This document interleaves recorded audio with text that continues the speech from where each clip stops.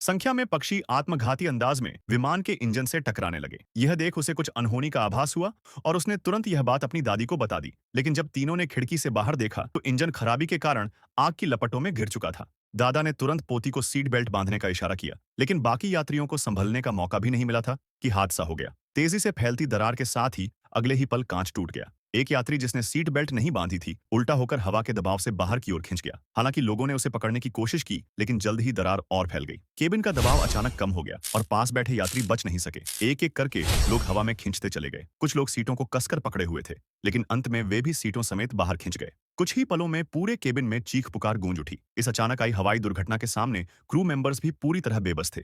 लोगों के पास बस एक ही रास्ता था, झुककर सीट को पकड़े रहना और किस्मत के भरोसे रहना। एक जोरदार झटके के बाद विमान समुद्र के बीच जा गिरा। सब कुछ शांत होने के बाद उन्हें यकीन ही नहीं हो रहा था कि वे जिंदा हैं, लेकिन खुशी मनाने का मौका भी नहीं मिला, क्योंकि क्षतिग्रस्त विमान समुद्र की गहराई में डूबने लगा। पानी लगातार केबिन में भरने लगा। तीनों की हालत देखकर लग रहा था कि अब बचना नामुमकिन है। ठीक तभी विमान नीचे गिरना रुक गया। असल में वह समुद्र तल की एक ढलान पर अटक गया था। सौभाग्य से पानी के दबाव के कारण पिछले हिस्से में थोड़ी ऑक्सीजन वाला एक बंद स्थान बन गया। सभी बचे लोग वहीं इकट्ठा हो गए। हालांकि वे मौत से बच गए थे, लेकिन हालात अब भी बेहद गंभीर थे। वे समुद्र की गहराई में फंसे थे और ऑक्सीजन बहुत सीमित थी। तभी एक एयर होस्टेस को याद आया कि विमान के आगे वाले हिस्से में मेडिकल ऑक्सीजन सिलेंडर रखा है। एक अधेड़ आदमी समझ गया कि यही उनके बचने की आखिरी उम्मीद है। वह पानी में उतरकर ऑक्सीजन लाने चला गया। किस्मत से वह सिलेंडर ले आया, लेकिन लौटते समय उसे पता नहीं चला कि बाहर एक काली परछाई उसे देख रही है। कुछ देर बाद पानी में हलचल दिखी। सबके मन में डर बैठ गया। थोड़ी देर में वह आदमी वापस आया, लेकिन उसने मदद करने से मना कर दिया। उसका पेट शार्क के काटने से फट चुका था। खून लगातार बह रहा था।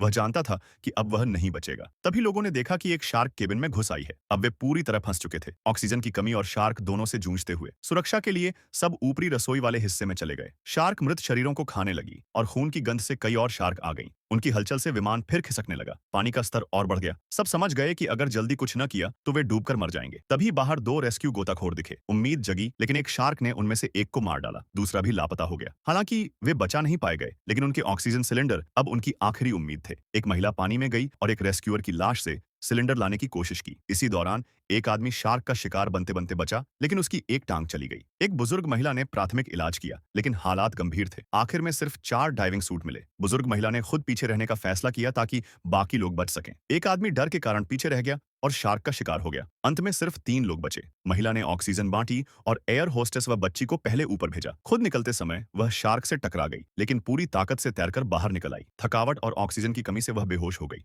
सौभाग्य से लाइफ जैकेट उसे ऊपर ले आई। कुछ देर बाद वह होश में आई और तभी हेलीकॉप्टर की आवाज सुनाई दी। आखिरकार उन्हें बचा लिया गया। मौत को मात देकर बचे लोग एक दूसरे से लिपट गए और जीवन की कीमत को महसूस किया।